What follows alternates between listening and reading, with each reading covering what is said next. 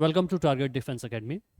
Today we are going to start our chemistry class. So first of all, I am Syed Wasim going to start your chemistry class, and we will start from the introduction of chemistry. So fine, we are going to start here.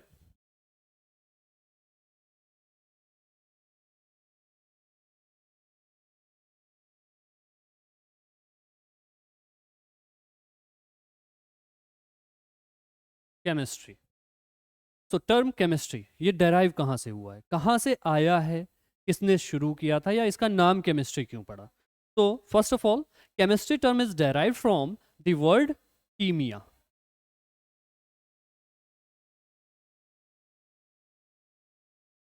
Chemistry start हुआ है word कीमिया से. कीमिया that is a Greek word, एक Greek word है जिसका means होता है black. Why does it means consider as a कीमिया और केमिस्ट्री? केमिस्ट्री क्यों कहा गया? केमिस्ट्री इसलिए कहा गया बिकॉज आज से कुछ 100 साल पहले होता क्या था कि कुछ केमिकल्स के जरिए हम लोग, या हमारे जो पूर्वज या पहले के लोग थे, वो क्या करते थे, कुछ केमिकल्स के जरिए कुछ नए नए करतब दिखा देते थे. एज लाइक हवा में आग लगा देना, पानी में आग लग जाती थी.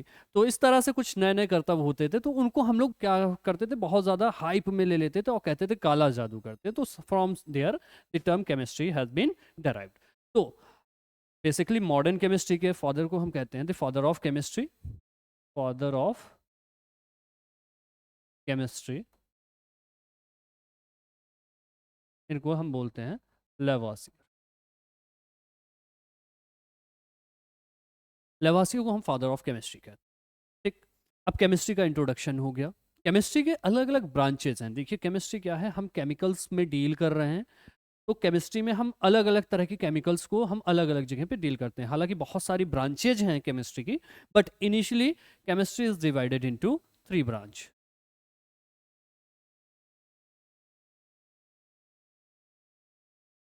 First is organic.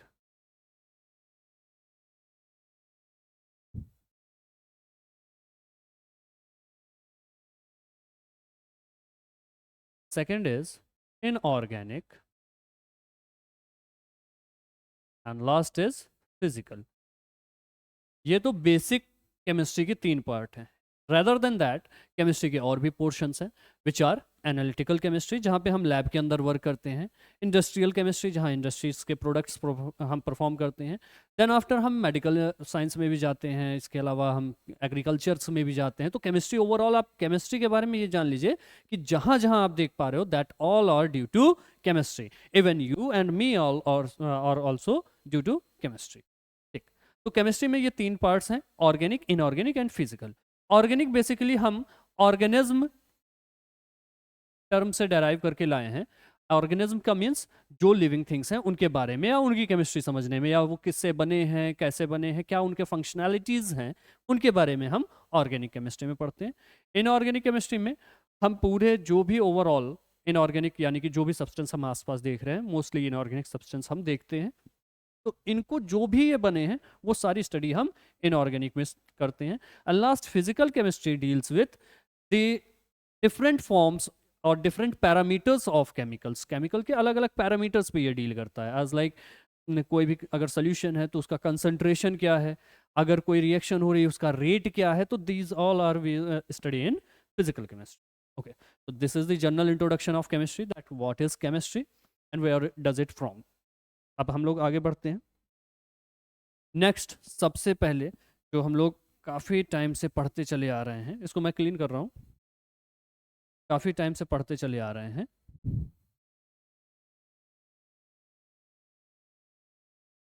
तो मैटर, मैटर के बारे में क्या जानते हैं? तो देखिए, मैटर वो वाला मैटर नहीं है जो हम लोग कर लेते हैं, मैटर हो गया चलो चलते हैं, ऐसा नहीं. मैटर मीन्स क्या है, मैटर एग्जैक्टली वो समझते हैं.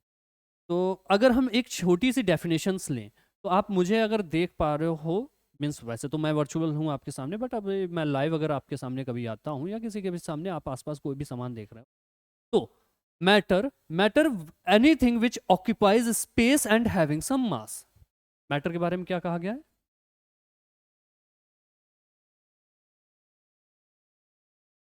एनीथिंग विच occupies space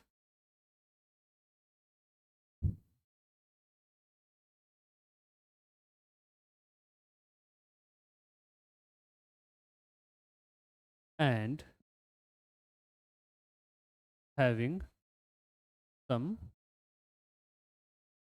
उसको हम मैटर कहते हैं। कोई भी दुनिया में कोई भी चीज है जिसके अंदर कुछ स्पेस हो और कुछ मास हो, यानी कि वो कोई स्पेस घेर रहा हो, एज लाइक आप, आपका जो भी आसपास है, pen, book, notebook, whatever you are saying, even your mobile is a matter. Matter क्या होता है? हर वो चीज जो जगह घेरे, एक पर्टिकुलर वॉल्यूम घेरे, कंज्यूम करे, एंड देन आफ्टर, और उसके अंदर कुछ मास भी होना जरूरी है, दैट इज मैटर। तो अब मैटर के बारे में हमने इंट्रोडक्शन दे दिया, व्हाट इज मैटर। एग्जाम्पल के तौर पे अगर आप देखना चाहोगे तो एग्जाम्पल में बहुत सारी चीजें मिल जाएंगी। Pen, notebook, mobile, human, carbon, oxygen, etcetera, ये सब हमारे क्या है? चलिए, मैटर के बारे में क्लास जो हमारा सीन था वो क्लियर हो गया है। अब हम लोग बढ़ेंगे आगे मैटर के बाद, कि मैटर को क्लासिफाई किया जाए या मैटर के स्टेट्स को समझा जाए। तो अब हम इसको इरेज कर रहे हैं, आपको एक स्क्रीनशॉट आप ले सकते हैं। First is classification of matter. Matter का क्लासिफिकेशन, अभी स्टार्ट करते हैं मैटर के क्लासिफिकेशन से, कि मैटर किसे कहते, मैटर किस तरह से क्लासिफाई हुआ है। तो मैटर जो है finally divided into two part. First is pure, second is impure, pure substance and impure सब। impure को ही हम मिक्सचर कहते हैं, जो कि आपने बहुत अच्छे से सुना होगा, मिक्सचर। मैटर जो है दो पार्ट में डिवाइड है, कौन कौन सा? Pure and second is impure। ये आपके दो पार्ट में डिवाइड है, मतलब इनिशियली ये दो पार्ट में डिवाइड है, आगे हम इसको और ज़्यादा डिवाइड करेंगे। प्योर सब्सटेंस की बात की जाए तो दो ऐसे सब्सटेंस हैं जिनको प्योर माना गया है। First is element and second is compound. पहला हमने एलिमेंट को प्योर माना है, दूसरा हमने कंपाउंड को प्योर माना है कि कंपाउंड भी प्योर है। हालांकि अभी इसके एग्जांपल्स हम लोग डिस्कस करेंगे। एलिमेंट का मतलब अगर कहा जाए,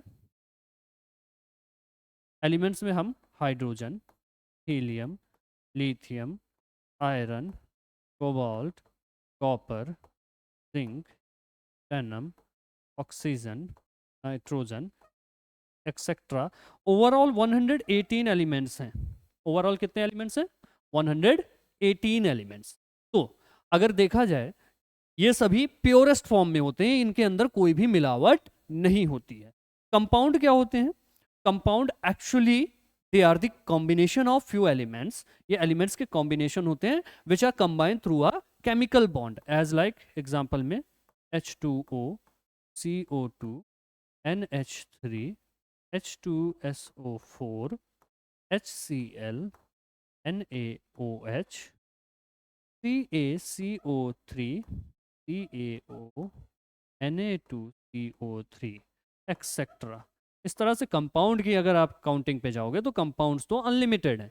मीन्स जो भी आप देख पा रहे हो आसपास, जो आपके मतलब प्योरेस्ट फॉर्म में होते हैं, काफ़ी सारे कंपाउंड्स आप देख लेते हो, एज लाइक वाटर है। इसके अलावा अगर आप कहा जाए, लैब अगर कभी गए हैं तो लैब में sulphuric acid, NS, hydrochloric acid, sodium hydroxide, calcium carbonate, calcium oxide, तो इस तरह से बहुत सारी चीज़ें आपको मिल जाती हैं इन योर लैब। तो आप, अगर आप एनडीए की प्रिपरेशन कर रहे हैं तो जाहिर सी बात है आपने टेंथ किया है, या फिर टेंथ के बाद आप जो ये फाउंडेशन के बाद, अगर फाउंडेशन कंप्लीट नहीं है तो आप सीधे सीधे ट्वेल्थ करके आ रहे हैं या ट्वेल्थ कर रहे हैं, तो आपने इन सारी चीज़ों को देखा होगा अपने आसपास। तो ये होते हैं compounds. Compounds pure pure form होता है and elements are the purest form. Impure form क्या होते हैं? इम्प्योर फॉर्म बेसिकली दो पार्ट में, इनको मिक्सचर कहा जाता है, दो पार्ट में होते हैं, homogeneous and heterogeneous.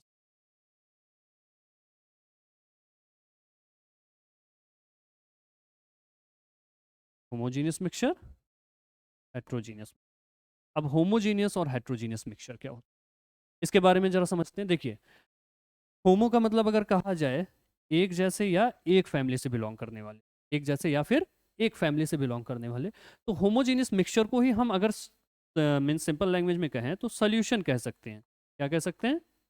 Solution. Homogeneous mixture is known as solution. What is solution? तो सोल्यूशन के बारे में कहा जाता है कि जब जो सोल्यूट का पार्टिकल है ओवरऑल सॉल्वेंट यानी कि पूरे सोल्यूशन में उसका जो कंसंट्रेशन है या परसेंटेज है वो कांस्टेंट रहे, तो उसको हम क्या कहते हैं? Solution. That's mean proportion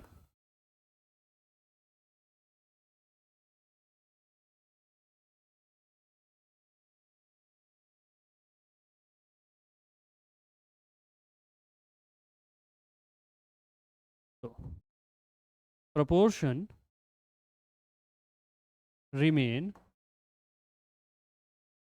constant। Proportion क्या रहता है?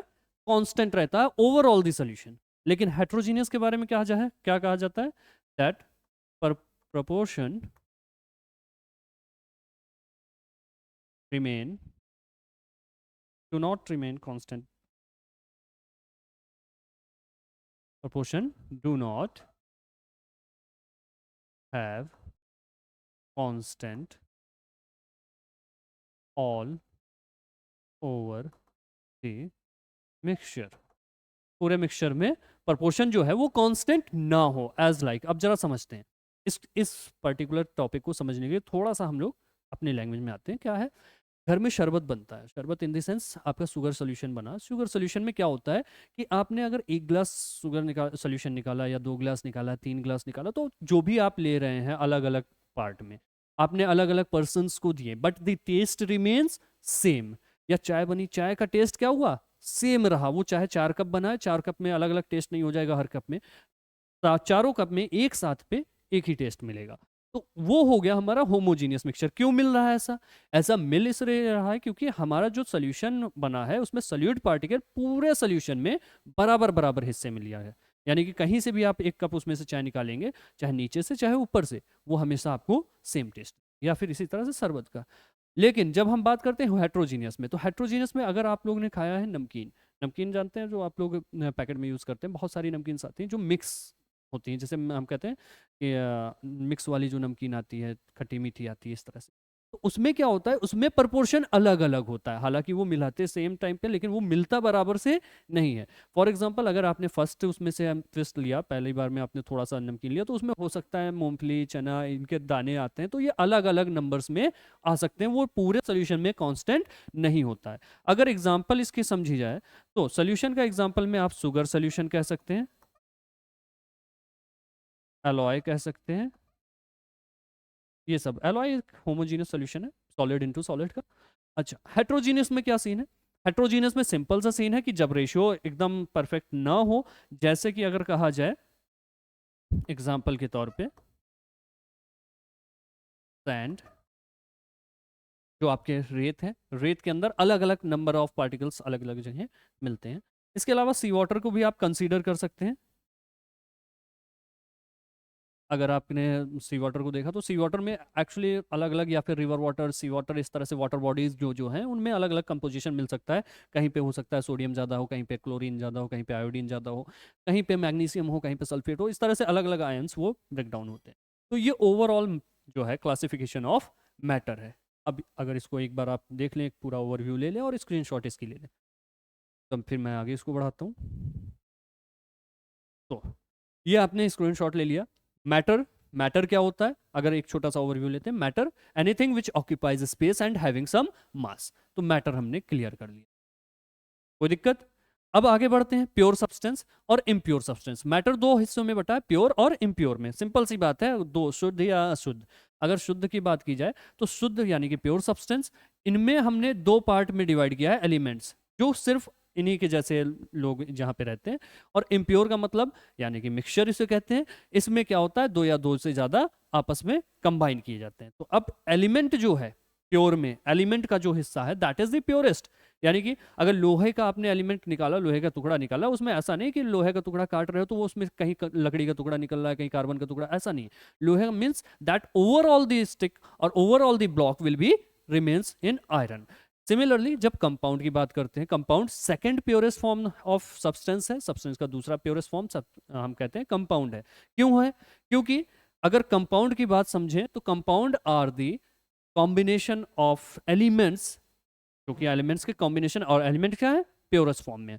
और ये कंबाइन जो होते हैं ये एक फिक्स प्रोपोर्शन में विद देयर मासेस और केमिकली कंबाइन होते हैं, यानी कि यहाँ पे केमिकल बॉन्ड फॉर्म होता है, इसलिए कंपाउंड भी प्योर हुआ।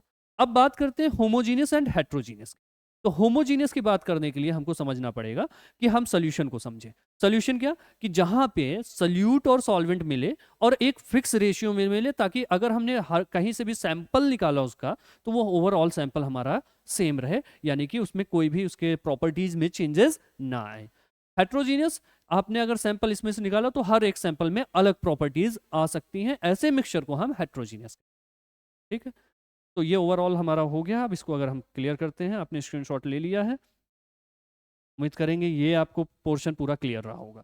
अब हम लोग चलते हैं स्टेट ऑफ मैटर। हालांकि बचपने से पढ़ते चले आ रहे हैं, 5th 6th 7th 8th 9th 10th 11th, और अभी 12th में भी आपको स्टेट ऑफ मैटर्स मिल जाता है। खैर, और एनडीए की प्रिपरेशन कर रहे हैं तो भी मिल रहा है स्टेट ऑफ मैटर्स। तो स्टेट ऑफ मैटर्स की बात कर लें।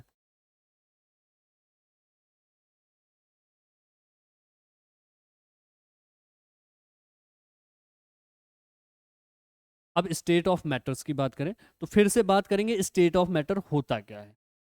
स्टेट यानी कि मैटर किस तरह से हमें दिख सकता है, वही हम उसकी स्टेट मानते हैं। तो अगर देखने पे हम जाएंगे तो मैटर के स्टेट्स वैसे तो 3 हमने देखी हैं जो इजिली हमको दिख जाते हैं। What are they? Solid, liquid and,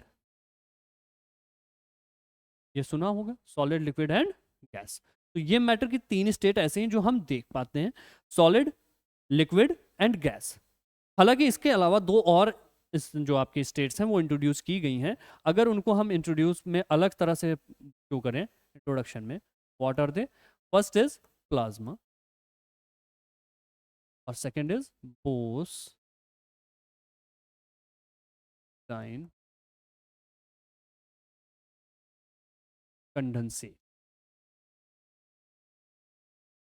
तो ये हमारे 2 और इंट्रोड्यूस हुए हैं। हालांकि ये हम सिलेबस में लेकर नहीं चल रहे हैं। हाँ, ये आपसे क्वेश्चन पूछ सकता है, which is the newly state of means matter we had found. तो ये नया स्टेट ऑफ मैटर है, बोस आइंस्टाइन कंडेंसेट। इसके लिए टेम्परेचर स्पेशल होना चाहिए और ये प्रेशर पे वर्क करेगा, स्पेशल प्रेशर के, यानी कि प्रेशर और टेम्परेचर इनका स्पेसिफिक होगा। ये जो है हमको नॉर्मल टेम्परेचर प्रेशर पे आपको देखने को मिल जाता है। अगर आप देखना चाहो तो आपके आसपास जितनी भी चीज़ें दिख रही होंगी सॉलिड होंगी मोस्टली, वाटर है, तेल है, इस तरह से आपके आसपास लिक्विड के फॉर्म में होंगी, और गैस को हम देख नहीं पा रहे हैं बट हाँ महसूस कर पा रहे हैं कि आसपास हवा है। ठीक, ये स्टेट ऑफ मैटर्स हो गए। अब इनकी थोड़ी सी प्रॉपर्टीज हम पढ़ेंगे 3 की।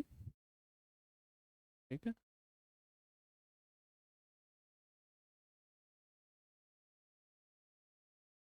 अब हम स्टार्ट करते हैं। Solid,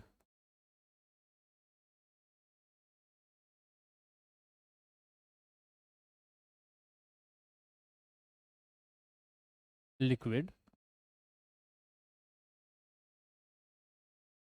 and gas. अगर हम इन तीनों का कंपैरिजन देखिए, पढ़ते हम बहुत टाइम से पढ़ते चले आ रहे हैं, बट कंपैरिजन किया जाए तो पहली चीज शेप से, पहला हम करेंगे शेप से। शेप इसका फिक्स होता है, यानी कि डेफिनेट शेप। इसका शेप डू नॉट फिक्स, यानी कि इनडेफिनेट शेप कहेंगे इसको, या ब्रैकेट में लिख दे रहे हैं इनडेफिनेट। और तीसरा, इसका भी इनडेफिनेट शेप होता है, यानी कि शेप जो है सिर्फ और सिर्फ सॉलिड स्टेट का जो है वो फिक्स होता है। Rather than that gas and liquid do not have there fix shape, this means uphold the shape of container. ये कंटेनर का शेप ले लेते हैं। ठीक है, अगर हम बात करें, डेफिनेट ही लिख देते हैं क्योंकि बहुत लोग कंफ्यूज हो जाएंगे, सर हमने तो डेफिनेट पढ़ा है। डेफिनेट मतलब फिक्स। अगर शेप के बाद हम बात करें वॉल्यूम की, तो वॉल्यूम इसका फिर से डेफिनेट होगा, यानी कि इसके वॉल्यूम हमेशा, अगर यहाँ पे बात करें तो एक अगर मीटर क्यूब का कोई बॉक्स है या ब्लॉक है, वो कहीं पे भी ले जाओ 1 मीटर क्यूब का रहेगा, that's mean volume remains same. और लिक्विड, इनका भी जो वॉल्यूम बात की जाए तो वॉल्यूम रिमेन्स सेम, इनका भी वॉल्यूम कभी चेंज नहीं होता। फॉर एग्जांपल 1 लीटर अगर पानी आपने लिया है, उसको एक बॉटल में रखें, एक मग में रखें, या फिर एक बकेट में रखें, या एक टब में रखें, कहीं पे भी रखें, that remain constant, that will be 1 litre. And gas do not have their definite volume, that's mean it is also again indefinite. ये फिर से इनडेफिनेट हो जाएंगे, यानी कि जो volume of gases are not definite, means अब यहाँ पे अलग अलग वॉल्यूम्स हो सकती हैं अगर प्रेशर टेम्परेचर आपने हल्का सा भी चेंज। अब बात करेंगे इंटर मॉलिक्यूलर स्पेस की। इंटरमॉलिक्यूलर स्पेस की बात की जाए तो इंटरमॉलिक्यूलर स्पेस इन सॉलिड, अलग कर लें थोड़ा सा आसान रहेगा। इंटरमॉलिक्यूलर स्पेस इन सॉलिड, ये क्या होगा, वेरी लो, या फिर इसको कह दें लीस्ट, कोई दिक्कत, सबसे कम। इंटरमॉलिक्यूलर स्पेस सॉलिड्स में सबसे कम, लिक्विड में more than solid,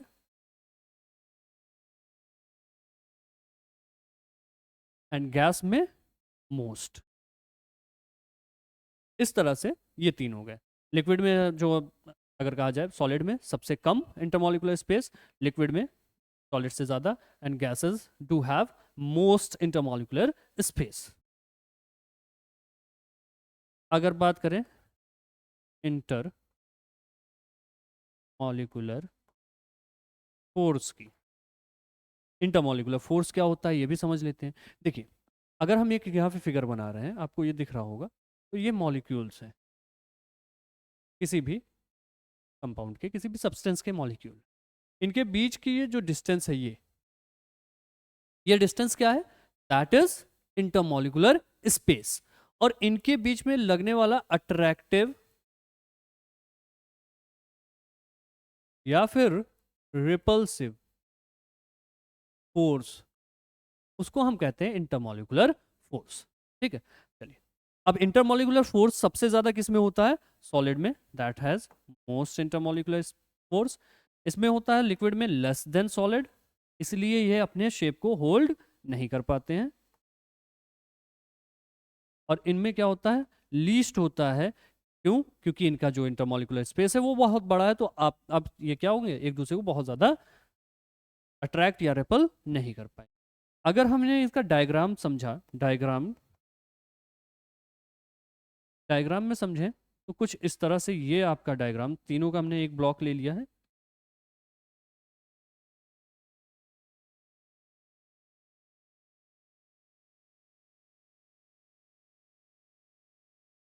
almost same diagrams हम ले रहे हैं। क्या है, इनके जो मॉलिक्यूल्स हैं कुछ इतने पास पास होंगे,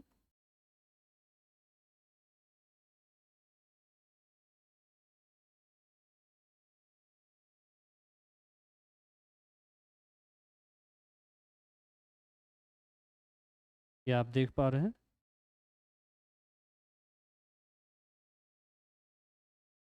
इनके मॉलिक्यूल्स थोड़े से दूर होंगे, इर्रेगुलर होंगे, इसके मॉलिक्यूल्स तो बहुत ही ज़्यादा दूर होंगे या बहुत ज़्यादा इर्रेगुलर होंगे। अब इनके बीच में आप देख पा रहे हो that intermolecular space is very low, और इनमें क्या हो रहा है, इंटरमॉलिक्यूलर स्पेस ज़्यादा है, और इसमें क्या है, इंटरमॉलिक्यूलर स्पेस बहुत ज़्यादा है। ठीक है, आप ये देख रहे हैं। अब इसके वजह से इनके जो फोर्स हैं वो क्या होंगे, इंटरमॉलिक्यूलर फोर्स सॉलिड में सबसे ज़्यादा, इसमें सब उससे कम, और गैसेस में सबसे कम। तो ये आपके जनरल इंट्रोडक्शन या जनरल इनकी प्रॉपर्टीज हो गई, जो कि आप लोग पढ़ते चले आए हो पिछले कुछ सालों में।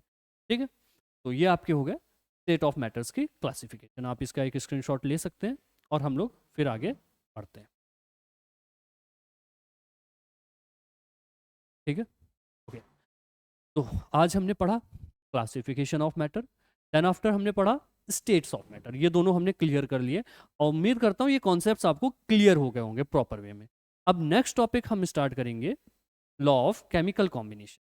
हालांकि इससे पहले कुछ और जनरल टर्म्स ऑफ केमिस्ट्री हम आपको इंट्रोड्यूस कराएंगे, जिसमें आपको हर वो पर्टिकुलर टर्म्स के बारे में जानकारी दी जाएगी जो आपके लिए ज़रूरी है या जो आपको पता होना चाहिए था अब तक। ठीक है, तब तक के लिए जय हिंद, जय भारत। मिलते हैं अपने नेक्स्ट एपिसोड में। देखने के लिए धन्यवाद।